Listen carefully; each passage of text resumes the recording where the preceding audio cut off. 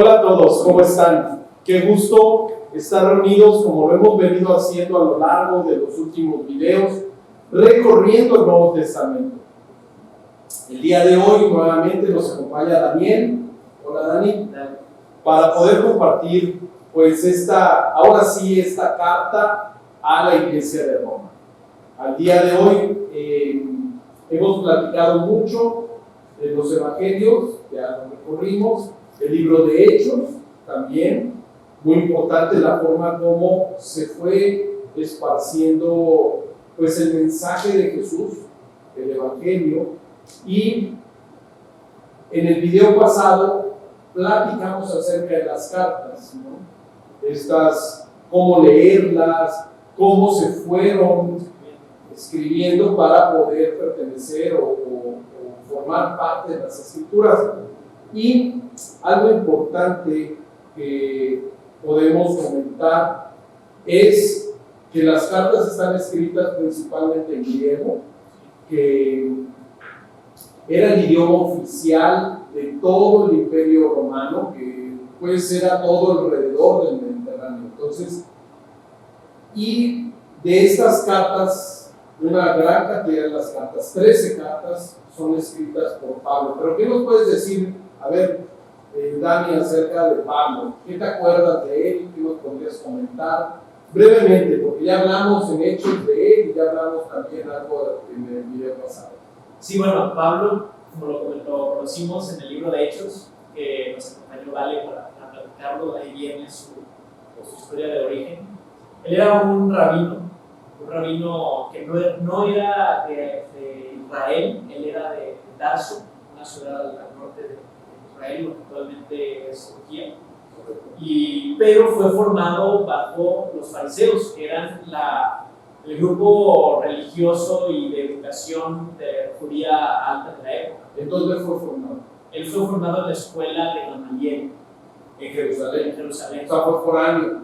Exacto, era un foráneo de dinero que vivía, que lo enviaron a estudiar a Jerusalén como fariseo y le tocó estar bajo el que era considerado por la tradición judía uno de los maestros más importantes del momento. O sea, si dijéramos dentro del pueblo hebreo, ir a estudiar las escrituras a Jerusalén era como al día de hoy ir a la ciudad con la universidad más importante. Es como si mandaran a estudiar leyes a Harvard con el mero abogado así de todos los últimos 40, 50 años. O sea, por lo tanto era una persona acomodada económicamente, judío, obviamente, y pues incluso con la ciudadanía romana. Exacto. En Hechos específicamente viene una parte donde él cuenta que él era romano de nacimiento, porque probablemente no se sabe, pero se cree que su papá le fue muy bien en el trabajo que tenía y logró comprar la ciudadanía. Entonces, si el papá compraba la ciudadanía, automáticamente se la pasaba a sus hijos. Entonces, en el video pasado comentamos varias cosas acerca de cómo era la sociedad en Roma, cómo había diferentes niveles sociales, ¿no? Un estrato diferente. Entonces, en la escala social podían ir subiendo de acuerdo a las relaciones y de acuerdo al poder económico que tenían. Entonces, era un ciudadano romano, pero era judío. Fíjate que era algo que lo caracterizaba mucho. Él era alguien que valoraba con celo su linaje judío. Eso fue lo que lo motivó a estudiar y a hacerse un fariseo experto en la ¿Qué palabra. estudiaban? Estudiaban la Tanaj o el Otanaj. Es una combinación de tres palabras judías, que quiere decir Torah, Nebim, Ketuvim, que es la ley, los profetas y los escritos, que en pocas palabras es nuestro Antiguo Testamento. Es lo que en el Nuevo Testamento le dicen las escrituras, ¿no? O sea, y estudiaban las escrituras, era todo lo que hoy aquí en nuestra Biblia la vemos como el Antiguo Testamento, que hemos dicho que nos gusta decirle que es el primer testamento, la primera parte de las palabras, y el Segundo Testamento, el segundo pacto que hizo Dios ¿Qué es de lo que estamos hablando hoy? Bueno, sucede que él era muy celoso y aprendemos en Hechos que tan celoso que en un momento llegó a pedir, cuando se entera de este movimiento de unos blasfemos judíos estaban diciendo que había un Mesías que no era de acuerdo a lo que esperaban como fariseos, pues él se encendió de ira y celo y estuvo dispuesto a ir con el líder sacerdotal de la época a pedirle cartas para ir a lo largo de las regiones judías o de Judá a capturar y encarcelar y hasta matar a estos nuevos seguidores. O tal de que no siguieran diciendo que Jesús era el Mesías esperado por todos los judíos. Y bueno, sucede que llega y tiene un encuentro tremendo yendo a Damasco, un encuentro tremendo con el Señor y cambia toda su perspectiva. Cambió su vida, cambió su visión al encontrarse con Jesús, mismo Jesús resucitado, ¿no? Entonces, y ahí es donde él se convierte convencido y por ese encuentro con Jesús como el representante oficial ahora al revés para irles a compartir y decir es verdad, sí es cierto, sí resucitó y es el Mesías que había de venir. Claro, yo creo que fue muy impactante los demás ver a Pablo tan convencido de esto. Cuando hace unos días estaba convencido de ir a arrastrarlos y a matarlos y a apedrearlos. Y a decirles que estaban blasfemando. Entonces, ahora viene esta parte en donde podemos ver a podemos ver a Pablo ahora convencido y diciendo, todo lo que estudié, todo lo que vi y entendí, hoy es una realidad. Ahora me doy cuenta que ese Mesías que tanto habíamos estudiado y esperado, que tanto lo mencionaban las Escrituras, los profetas, Ezequiel, Isaías, todos, es Jesús. Sí, ¿no? Y se convenció tanto que se da cuenta que desde Génesis Dios está tratando de hablarle a todas las naciones, que era un mensaje muy contradictorio a lo que tradicionalmente les enseñaba a los judíos de ser celosos de su propio pueblo, de alejarse de los demás naciones no judías porque son paganas. Y entonces el que Pablo descubriera que no, que el mensaje de Jesús de salvación no era solo para los judíos, era para las demás naciones. O sea, era el reino esperado por los judíos, el reino de Dios. No era exclusivamente para los judíos, sino la buena noticia era que era para todas las naciones. No nada más judíos, sino todos los que no son judíos. Ese Mesías judío era para todos, ¿no? El que venía, y ya lo vimos en el libro de Hechos, venía a transformar los corazones, transformar la forma de vivir entre el pueblo. Y bueno, entrando ya, teniendo este contexto, algo importante, porque lo vimos en el video anterior, vamos a hablar un poco de lo que sucedía o estaba sucediendo en las ciudades del Mediterráneo, en las ciudades alrededor del Mediterráneo, que era todo el Imperio Romano. Entonces, ahí se agruparon, empezaron a agruparse comunidades, como lo vimos, como en Antioquía, se empezaron a agrupar comunidades que entendieron que Jesús era el Mesías judío esperado y cómo empezaron a cambiar su forma de vivir. Esto creó una revolución, o sea, para los romanos, pues estaban, haciendo cosas fuera de lo normal, ¿no? A los esclavos los recibían, compartían los de un estrato social alto con los de estrato social bajo. Entonces todo esto lo movían, y es ahí donde Pablo, obviamente por la labor de Pablo, que ya lo vimos en el libro de Hechos, como me lo decías, pues empezaron a compartir en diferentes ciudades, y al compartir en las diferentes ciudades, platicamos que se empezaron a compartir cartas, se escribían y empezaban a alentarse en la forma de cómo vivir. Entonces, algo que ahora sí entrando específicamente a las cartas, sería la carta de la iglesia, que le escribe a los creyentes, a los seguidores de Jesús en Roma. Las cartas en su gran mayoría abordan tres temas. O sea, primero en este caso era fomentar la fe, por un lado. Por otro, las cartas también sirven para tratar algunos problemas específicos de ese lugar, de esa región, de ese grupo, de esa comunidad de Éfeso, de Tesalónica, de Corinto. Y también, pues, a veces era para responder algunas preguntas que le hacían acerca de la fe, ¿no? a Pablo. Ahora, entremos como lo hemos recomendado, ¿qué era lo que sucedía también en Roma, en ese grupo de seguidores de Jesús? Porque lo tenemos que entender, o sea, antes de leer las cartas, tenemos que entender el trasfondo, o sea, qué era lo que estaba sucediendo en ese momento en Roma con ese grupo y qué fue la razón por la que Pablo escribió esta carta. ¿Recuerdas? Sí, lo platicamos. Veíamos que específicamente el libro de Hechos, como decíamos, que ahí es donde viene más desarrollado cómo se fueron formando estas comunidades. Mencionan que Pablo nunca había ido a Roma.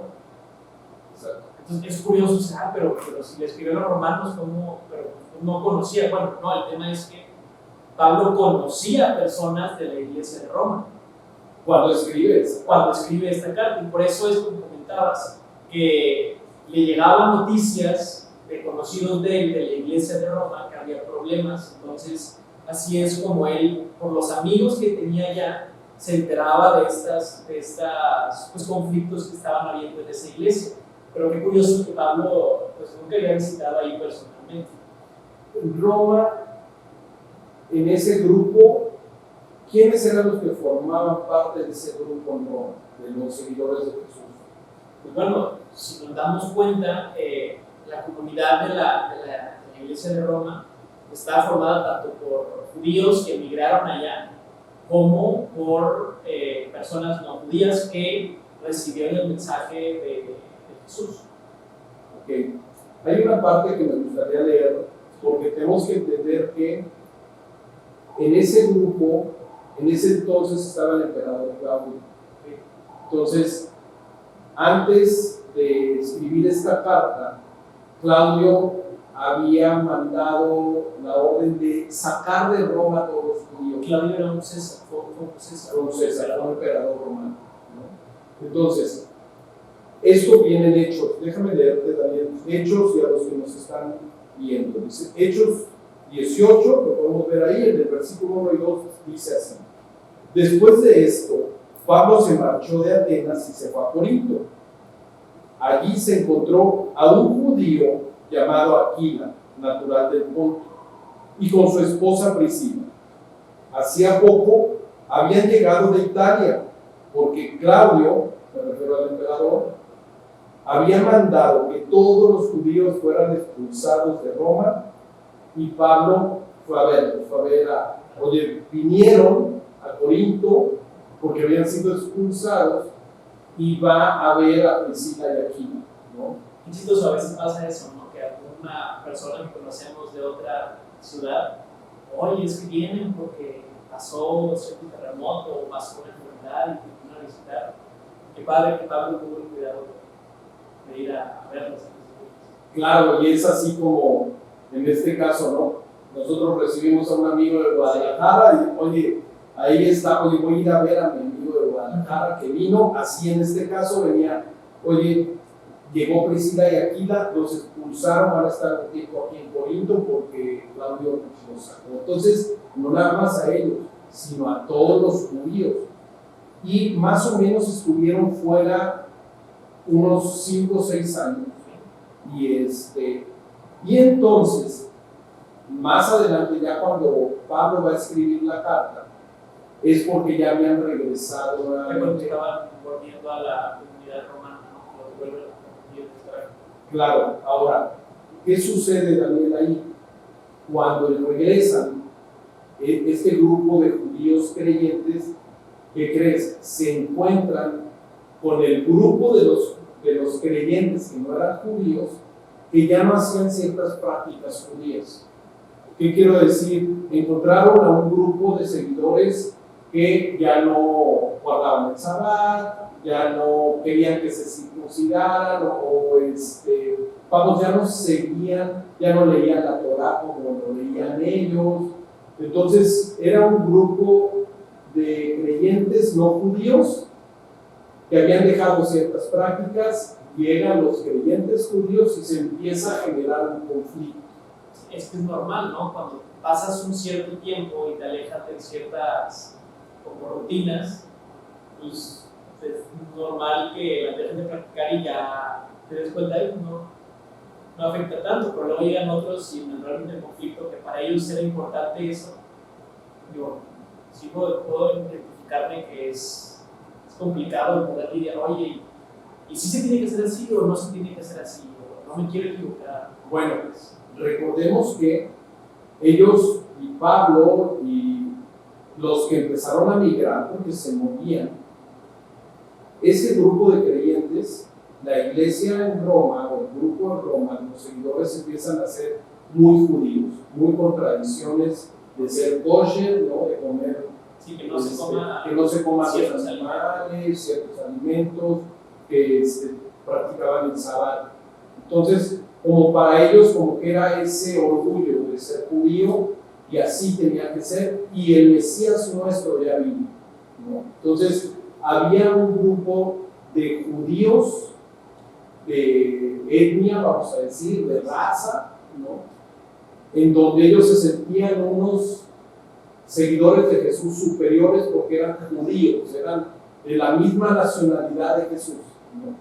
Pero por el otro lado, al estar en Roma, también la gente que estaba en Roma, seguramente tenían muy buenas posiciones, socialmente eran superiores y por la nacionalidad romana. Entonces había un conflicto, había una división en el grupo, y eso es lo que se entera Pablo, y esa es la razón principal por la que escribe la carta, porque había divisiones en donde unos se sentían superior a otros, ya sea por ser judíos o ya sea por ser romanos ciudadanos por su posición. Entonces estaban y empezaban a discutir acerca de ello.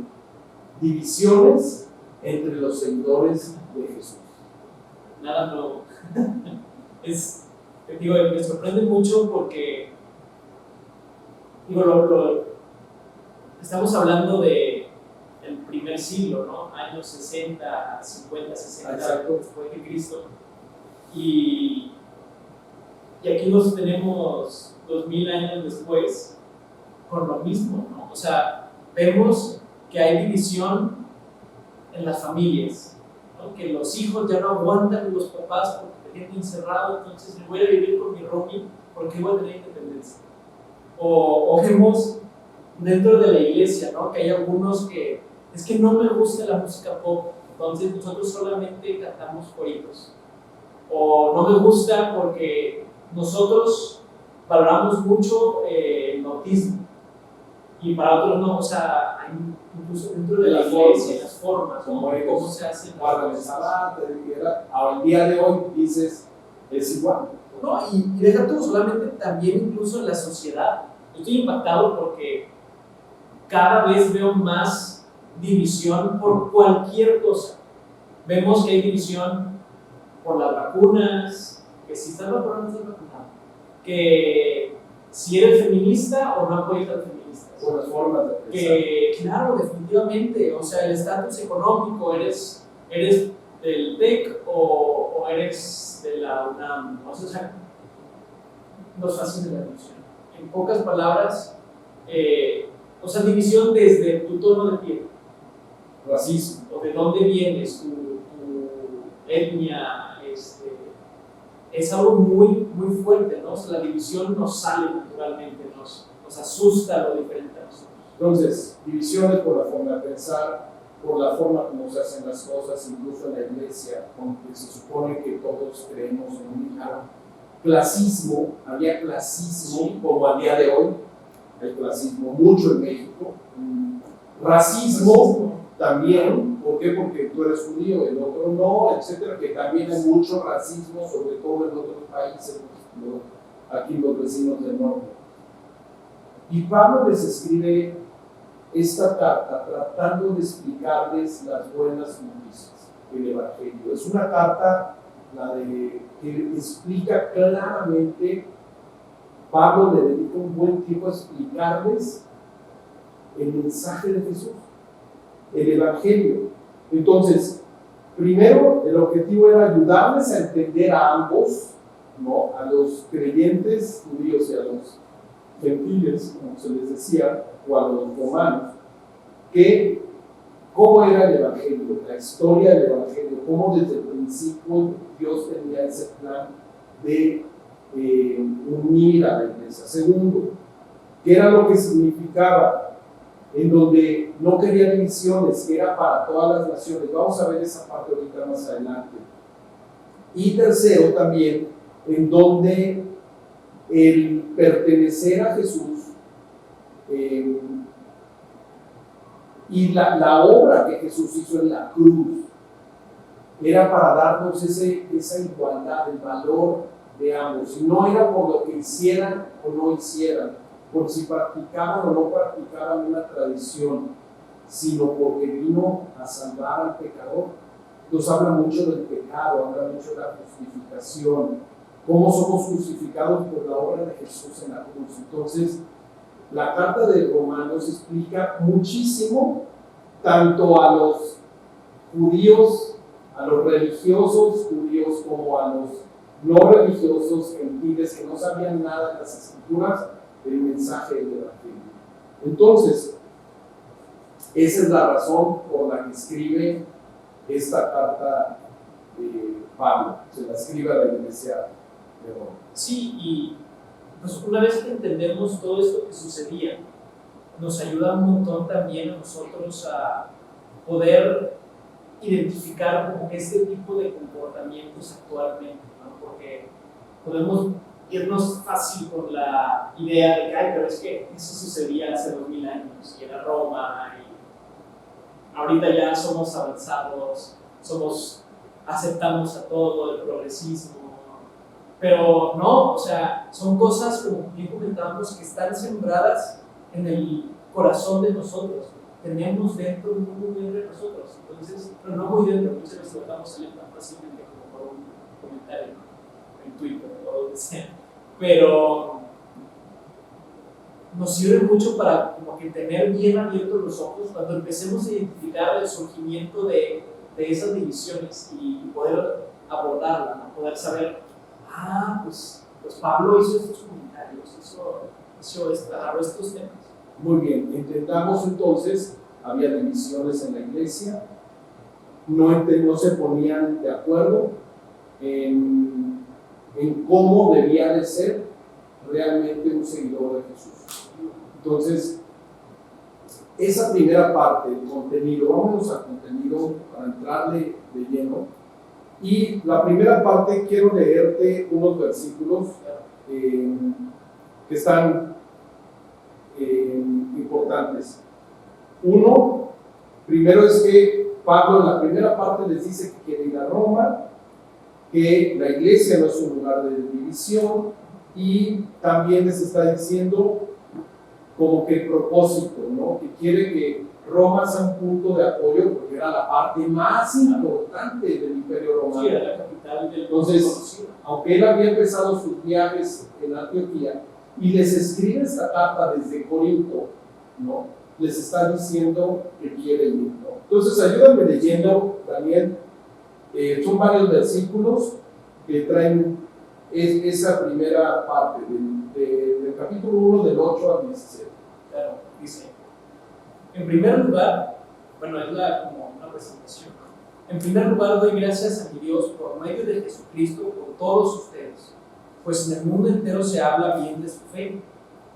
Dios, a quien sirvo de corazón, predicando el Evangelio de su Hijo, me es testigo de que lo recuerda a ustedes sin cesar. Siempre pido en mis oraciones que si es la voluntad de Dios, por fin se me abra ahora el camino para ir a visitarlos. Tengo muchos deseos de verlos para impartirles algún don espiritual que los fortalezca. Mejor dicho, para que unos a otros nos animemos con la fe que compartimos. Quiero que sepan, hermanos, que aunque hasta ahora no he podido visitarlos, muchas veces me he propuesto hacerlo, para recoger algún fruto entre ustedes, tal como lo he recogido de otras naciones. Estoy en deuda con todos, sean cultos o incultos, instruidos o ignorantes. A veces algunas traducciones ponen griegos o bárbaros, porque así como ahorita dicen, no, los instruidos eran los griegos, no los que... Así como ahorita los que dicen, no, es que los nosotros los fifís, los otros son chairos, son soldados. Sí, las divisiones. De ahí mi gran anhelo de predicarles el Evangelio también a ustedes que están en Roma. A la verdad no me avergüenzo del Evangelio, pues es poder de Dios para salvación de todos los que creen. Fíjate, ahí empieza a decir, a mí no me da vergüenza decir que todo lo que sabía yo, ahora la buena noticia, por eso el Evangelio significa buena noticia, es poder de Dios para la salvación de todos los que creen. Y dice, de los judíos primeramente, pero también de los gentiles. De hecho, en el Evangelio se revela la justicia que proviene de Dios, la cual es por fe de principio a fin. Tal como está escrito, el justo vivirá por la fe. Fíjate, Pablo siempre hace menciones de las Escrituras, es decir, de la parte del Antiguo Testamento. Claro, ¿no? Porque platicábamos que él estuvo instruido desde chiquito en la ley, entonces no prueba con la ley en la Tanaj, ¿no? Entonces, pues es natural que toda su forma de pensar pues la está trayendo a...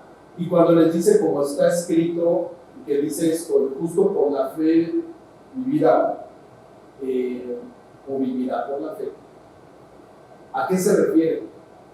Digo, me suena, no voy a hacer pues eso. No voy a, ¿cómo decirte? ¿En dónde estaba escrito? Pues bueno, en Habacuc 2.4 hay una parte donde específicamente dice que el insolente no tiene la alma recta, pero el justo vivirá por su fe. Entonces memorizaba él, tenía las escrituras grabadas y dice, así como está escrito, obviamente ya platicamos cómo se escribían las cartas, ¿no? O sea, se revisaban, el escriba y todo lo que platicamos en el video pasado, no se lo pierdan si no lo han visto. Pero aquí dice Habacuc, decía que el justo vivirá por su fe. Un profeta que les hablaba al pueblo de Israel y decía, no es por hacer cosas, tradiciones, sino porque crees en Dios, ¿no? Entonces, esta carta es una forma de unificar a la iglesia. Ese es el mensaje, ¿no? Unir a la iglesia y que no haya divisiones. Entonces, vamos ahora a ir viendo en esta primera parte. Ya vimos, no estaba en Roma, ya lo leíste, y aquí vemos esta parte que habla al pueblo no judío, ¿no? Con una cultura grecorromana, ¿no? Con esa parte que ya lo mencionabas hoy.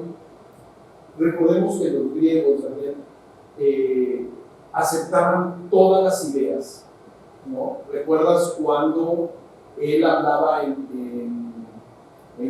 Atenas, ¿no? Entonces, Pablo les habla porque ellos aceptaban, a ver, vamos a platicar de tu Dios, de tus ideas. Al día de hoy así sucede. Estamos prácticamente igual, en una situación igual. Los creyentes divididos por todo el mundo en general, sin, vamos, en este aspecto, ¿no? Metiéndote ideas, aceptando todas las ideas que vienen del influencer tal, de la cristal, de la famosa modelo tal. Pues ya para todo estamos recibiendo información, ideas por todos lados y dejando así un poquito de lo que dice la palabra. Cientos de TikTokers, ¿no? Hablándonos de influencers, ¿no? Y adoptamos esos mensajes que así sucedía en esa época, pero finalmente eso hace de separarnos de Dios, ¿no? Sí, y es normal porque empieza a hablar de esto, de cómo naturalmente, o sea, todo el mundo no quiere creer en Dios, está dispuesto a aceptar todas estas filosofías, estas ideas que está el mundo antes de creer en Dios. Y por eso Pablo arranca diciendo en el capítulo 1 que todo el mundo ha quedado atrapado en el egoísmo, está roto, y básicamente esto es debido al pecado que tenemos entre nosotros. ¿No? Incluso con una tendencia a la idolatría. Eso pasaba en esa época. Todo alrededor del Mediterráneo, podríamos decir, el corazón del hombre es igual que el de esa época. No cambia, la materia sigue siendo la misma. La materia prima sigue siendo igual, ¿no? La esencia es la misma. Y ahí, en el capítulo 1 también, hay una parte muy fuerte que me gustaría leerla también, que es Romanos 1, 18 al 23. Dice así: ciertamente la ira de Dios viene revelándose desde el cielo contra toda impiedad e injusticia de los seres humanos que con su maldad obstruyen la verdad. Al día de hoy sucede lo mismo. Hay muchas personas que están distorsionando y adoctrinando a la sociedad en general, igual sucedía en esa época. Dice, me explico. Lo que se puede conocer acerca de Dios es evidente para ellos, pues Él mismo se lo ha revelado. Porque desde la creación del mundo, las cualidades invisibles de Dios, es decir, su eterno poder y su naturaleza divina, se perciben claramente a través de lo que Él creó. Qué impactante, ¿no? Porque es como decir, como si dijéramos, no, es que los miles de nervios ópticos que se conectan de los ojos al cerebro son evolución, son casualidad, ¿no? Es maravilloso esa parte. La otra vez veíamos cómo cuando se está formando el bebé, ¿no? Esta parte que dice, sí, se está formando el bebé y le sale el ojito y por otro lado el cerebro, y empiezan a salir los nervios ópticos de un lado a otro y también del cerebro, y llega un momento en que se conectan exactamente todos. y son o sea, es impresionante cómo solo Dios pudo haber hecho que esos microchips, ¿no?, coincidieran. O el simple hecho de que un pájaro que está actualmente, supongamos, en Alemania, deja sus huevos ahí, se regresa a América, y esos mismos polluelos que nacen sepan exactamente viajar a América porque allá está solo Dios, ¿no? Entonces, como dice aquí, es evidente, ¿no?, es evidente. Dice, de modo que nadie tiene excusa. A pesar de haber conocido a Dios, no lo glorificaron como a Dios ni le dieron gracias, sino que se extraviaron en sus inútiles razonamientos, diciendo que venimos del mundo, y se les oscureció su insensato corazón. Qué fuerte, ¿no? Porque cuando dice que se les oscureció su corazón, es como decir, o sea, ellos mismos decidieron voluntariamente cegarse, diciéndose ellos mismos, no, pues es que nosotros suponemos que X cosa, pero viéndose cegados ante lo maravilloso y el poder creativo de Dios. Que Pablo aquí les está hablando a ese mundo que no creía en Dios, que creían en el universo y creían en otras cosas, y les empieza a decir, aunque afirmaban ser sabios, se volvieron necios. En el versículo 22 dice, y el 23 dice, y cambiaron la gloria del Dios inmortal por imágenes que eran réplicas de hombre mortal, de las aves, de los cuadrúpedos y de los reptiles. Eso lo hemos venido viendo al día de hoy. Hay gente que adora más a su perro y prefiere no tener hijos, ¿no?, que gente que cuida, que se convierten más en ecologistas que en humanistas. Claro, hay que salvar la ballena azul. Y los niños, pero aborta, pues no vayas pero aborta, exacto. Pobrecito, tú no estás preparado para traer a la luz a un niño, entonces mejor mata. Pero se indignan, o sea, así tienen esa parte de decir, oh, pero están matando a los delfines junto con los atunes, ¿no? El atún sí se permite, pero el delfín no. ¿Qué Entonces, digo? Obviamente tenemos una cierta responsabilidad de la creación de cuidarla, pero a la vez también, qué padre que tú le pudieras pasar esa pasión que tienes por cuidar al ambiente a tu hijo. Exacto, a hacer hijos que sean de bendición. No solamente, no, mejor no tengo hijo, pero sí, porque si no termina en ti mismo, o sea, haz de cuenta que tú mismo estás frenando tu propia pasión. Bueno, esto es pecado. O sea, Dios, claro, nos dio la responsabilidad de toda la creación, nos dio la responsabilidad para ser señores de toda la tierra, de los animales, tenemos que hacerlo responsablemente, pero Dios quiere que nos multipliquemos, ¿verdad? Que fructifiquemos, que tengamos bajo control las cosas, pero sobre todo que gobernemos correctamente. Ese era el plan original de Dios. Pero la gente se hizo necia en ese entonces como al día de hoy. Entonces, efectivamente, el pueblo judío, el religioso, en ese entonces decían, yo no soy igual que los gentiles, ¿no? También siempre ha habido los que se sienten mejores, más santos, más perfectos. ¿Y qué sucede con ellos? O sea, ¿qué les dice Pablo? Ah, pero espérame, tú no eres mejor que estos que te estoy describiendo, ¿no? Sí. Y les sigue escribiendo Pablo en su carta. Sí, si quieres, si me dejas leer, porque creo que vale la pena, porque se me hace a mí muy fuerte todo lo que les dice. ¿A quién? A los judíos. Al otro grupo. A los gentiles primero, sí, efectivamente, los gentiles, los humanistas, pues sí, acabaron necios, cegados. Y después dice, ustedes, judíos, fácilmente podrían decir, oh, qué bueno que yo no soy así, pero tan rápido. Mira, dice esto, voy a leer Génesis 2, 17, Romanos 2, 17, 24. Ahora bien, tú que llevas el nombre de judío, que dependes de la ley y te jactas de tu relación con Dios, jactas es como te enorgulleces, que conoces su voluntad y sabes discernir lo que es mejor, porque eres instruido por la ley, que estás convencido de ser guía de los ciegos y luz de los que están en la oscuridad. Aquí me encanta porque Pablo se lo sabía todo. Yo creo que hasta él mismo se está como que diciendo lo que él pensaba de sí mismo. Instructor de los ignorantes, maestro de los sencillos, pues tienes en la ley la esencia misma del conocimiento y de la verdad. En fin, tú que enseñas a otros, no te enseñas a ti mismo. Tú que predicas contra el robo, robas. Tú que dices que no se debe cometer adulterio, adulteras. Tú que aborreces a los ídolos, robas de sus templos. Porque aquí un paréntesis, había muchos judíos eran famosos por tomar cosas brillantes de los templos y fundirlas para hacer otras cosas ellos, ¿no? Claro. Por eso le está pegando. Tú que te dices que no robas, robas. ¿No? Y que aborreces a los ídolos, robas de los templos. Tú que te jactas de la ley, deshonras a Dios quebrantando la ley. Así está escrito.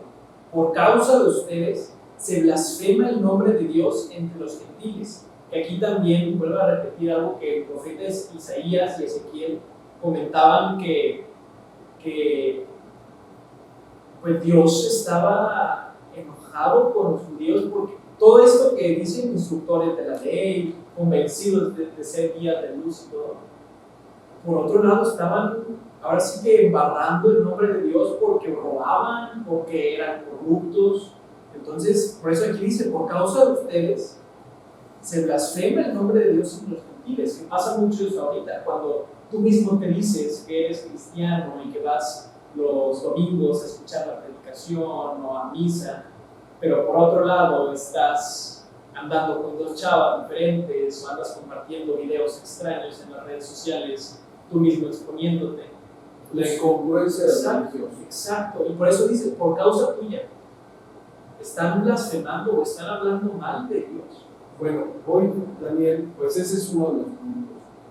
Y el tema del religioso, del que culturalmente ha crecido bajo una religión en donde se sabe comportar, sabe actuar, pero realmente está teniendo incongruente su vida. Roba, miente en su corazón, le miente a los papás, deshonra. Y eso es lo que hay que revisar. O sea, si en tu vida está sucediendo algo así, porque tú, que a lo mejor ya has escuchado la palabra muchas veces, tienes que saber que Dios conoce tu corazón, que saber que Dios conoce la intención que hay adentro de ti a la hora que haces las cosas. Yo te puedo compartir algo. Personalmente me gusta mucho hablar de este tema porque yo era alguien así. Yo era alguien que le gustaba aparentarse, como aquí dice, guía del cielo, que estaba instruido por la ley, mis papás sirven en la iglesia, voy todos los domingos. Pero por otro lado, conocía mi realidad ante la escuela, ante mis compañeros y todo.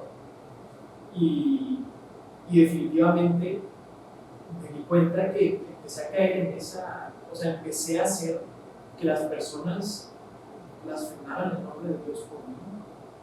Y fue una de las cosas que me llevó a mí a pedirle perdón a Dios por llevar una vida doble, una vida que por un lado de labios hacia afuera comentaba que sí, era muy bueno y me sabía todas las palabras cristianenses como bendición y compañerismo, o esos speeches que muchas veces nos aventamos frente a las personas de la iglesia o extranjeros. Pero por otro lado me estaban maldiciendo y yendo a fiestas hablando, es que voy a escuchar, y dices, una doble vida. Decía, somos buenos, nos enseñaron a cuidar el testimonio, a guardar el testimonio, pero realmente era ser hipócritas. Sí, no.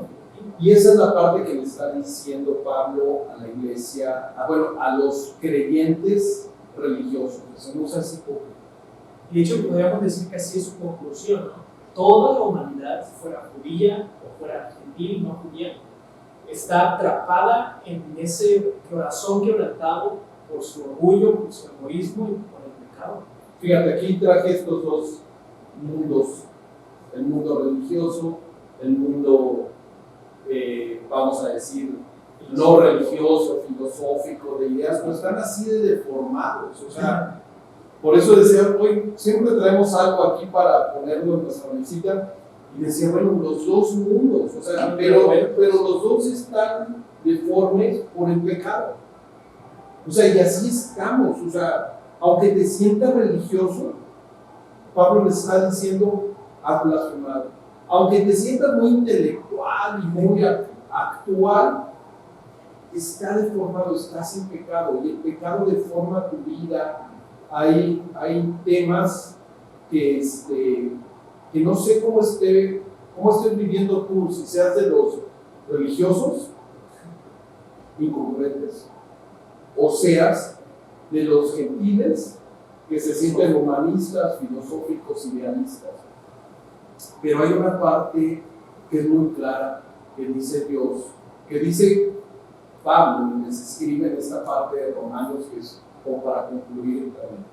Dice Romanos 3, del 22 al 26. Esta justicia de Dios llega, o sea, decir, Dios va a ser justo, pero hay que entender algo. Dice, esta justicia de Dios llega mediante la fe en Jesucristo a todos los que creen. De hecho, no hay discusión, pues todos han pecado y están privados, destituidos de la gloria de Dios. Pero por su gracia son justificados gratuitamente mediante la redención que Cristo Jesús efectuó. Dios lo ofreció como un sacrificio de expiación que se recibe por la fe en su sangre para así demostrar su justicia. Dios fue capaz de entregar a Jesús en la cruz por ambos, tanto religiosos judíos como gentiles, como idealistas, humanistas que no creen. Dice, anteriormente, en su paciencia, Dios había pasado por alto los pecados, pero en el tiempo presente ha ofrecido a Jesucristo para manifestar su justicia. De este modo, Dios es justo y a la vez el que justifica a los que tienen fe en Jesús. Simplemente por tener fe, por creer, primeramente también, que hemos pecado. Como dice, nadie es mejor, todos estamos mal. Por eso es el Evangelio, o sea, la carta, esta primera parte, vamos a seguir desarrollándola la siguiente vez, pero les está diciendo tanto religiosos como no religiosos. Necesitan creer realmente de corazón, no por una tradición y porque tus papás te llevaban a la iglesia, no porque tú te creas actual y humanista intelectual. Has pecado, y porque has pecado hace 2000 años, Jesús fue golpeado y fue crucificado, pero Él venía a instaurar un reino diferente. Él quería transformar el corazón, no nada más de los judíos, sino de todas las naciones. Y eso fue lo que decía: ten cuidado, no caigas en estas prácticas, en estas divisiones. No es, o sea, tú no vas a tener una relación con Jesús, ni vas a ser un seguidor de Jesús por pertenecer a un grupo religioso. Tampoco por tener las mejores filosofías, ideologías de bendición para los demás, sino porque aceptas el regalo. La salvación se cristalizó en la cruz, en una forma sencilla y humilde, no jactándose, no sintiéndote más, como pasaba en la iglesia de Roma y como pasa el día de hoy, siendo clasista, sintiéndote más y mejor que los demás. Hasta aquí vamos a verlo el día de hoy, pero ¿qué te llevas también? ¿Qué te llevas de esta primera parte que hemos tocado del libro, o de esta carta que Pablo desde Corinto le escribe a Roma? ¿Qué es lo que te llevas? Bueno, algo que para mí me mueve mucho es, inicialmente lo trascendental que fue lo que hizo Jesús. O sea, que a través de Jesús y de su vida, Él estuvo dispuesto a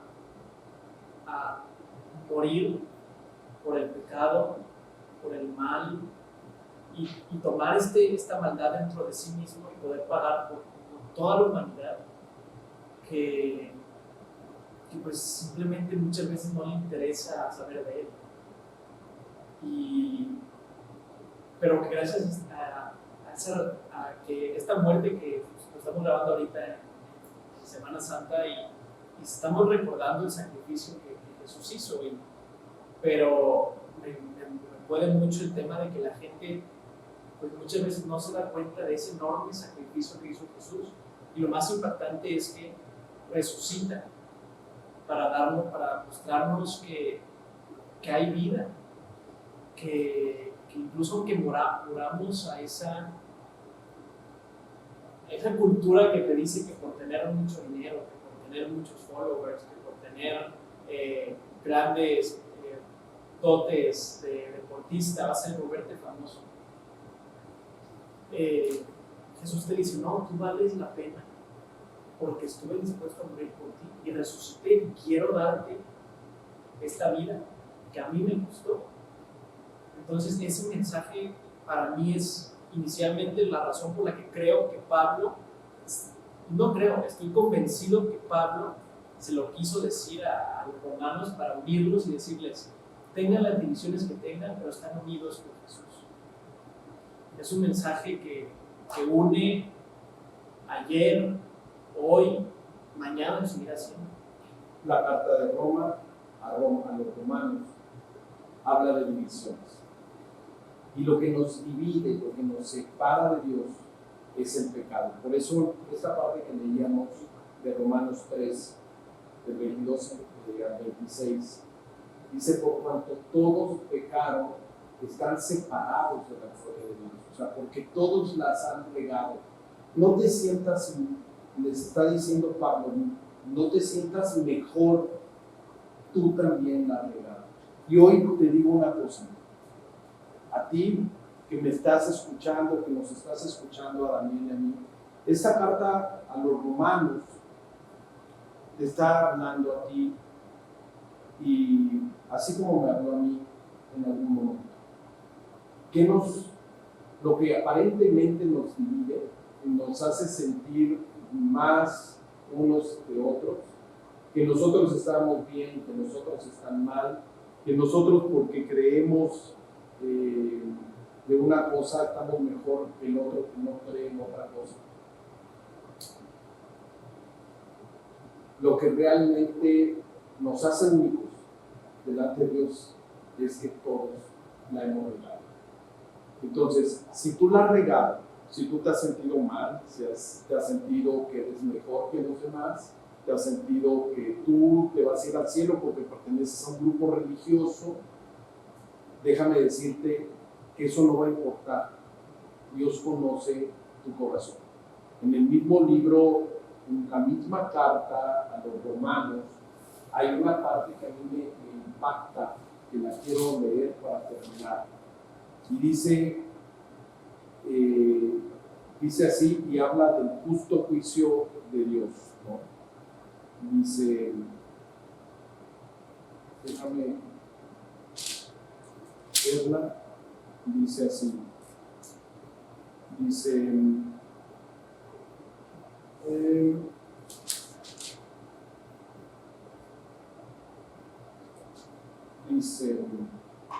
es en Romanos 2, esta es la versión Reina Valera, dice, porque les dice así, dice, dice aquí, en el día en que Dios juzgará por Jesucristo los secretos de los hombres conforme a mi evangelio, en el 16. Dice, empieza diciendo en el versículo 1 de ese capítulo, por lo cual eres inexcusable, oh hombre, quien quiera que seas tú que juzgas, pues en lo que juzgas a otro, te condenas a ti mismo, porque tú que juzgas haces lo mismo. Y va a haber un momento, ese día en el que Dios va a juzgar por Jesús los secretos de la humanidad conforme a su evangelio. Esos secretos que solo Dios conoce y que solo tú conoces. A lo mejor no lo conoce tu esposa, tu esposo, tus papás, pero Dios sí lo conoce. Bueno, ¿cómo vas a salir? A lo mejor te va a decir que a veces no te justifiques, estás sin pecado. Pero la hermosa justicia de Dios es esta, que dice en Romanos 3, pero en el tiempo presente ha ofrecido a Jesús para manifestar su justicia. Entonces, de este modo, Dios es justo y a la vez el que justifica a los que tienen fe en Jesús. ¿Por qué? Porque en el versículo 25 dice, Dios lo ofreció como un sacrificio de expiación que se recibe por la fe en su sangre para así demostrar su justicia. Dios te puede justificar. Cuando tú creas que Jesús hace 2000 años estaba en la cruz pagando lo que tú y lo que yo y cada uno de nosotros en lo individual hicimos. Yo te invito a que hoy, en esta primera parte que hemos visto de la iglesia, de la carta al grupo de creyentes en Roma, lo apropies.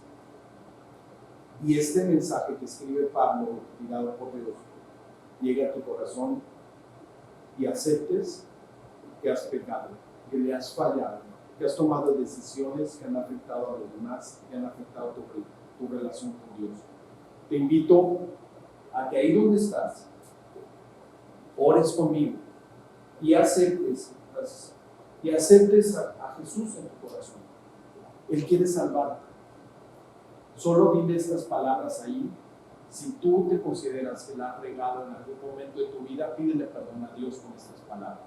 Inclina tu rostro y dile, Señor, perdóname. Reconozco que he pecado, que te he fallado, que con mis decisiones y mis actos he afectado, Señor, a otros. Te pido que me perdones. renuévame, Señor, entra en mi corazón y, Padre, de ahora en adelante, enséñame el camino en que debemos de andar, cómo debo de comportarme, enséñame lo que te gusta y lo que te disgusta para que no lo haga yo, Señor. Y Padre, gracias por tu amor, por haber entregado a tu Hijo para pagar lo que yo hice y por, sobre todo, haberme mostrado, Señor, que Jesús es mi Salvador y que resucitó y que por lo tanto me puede dar una nueva vida.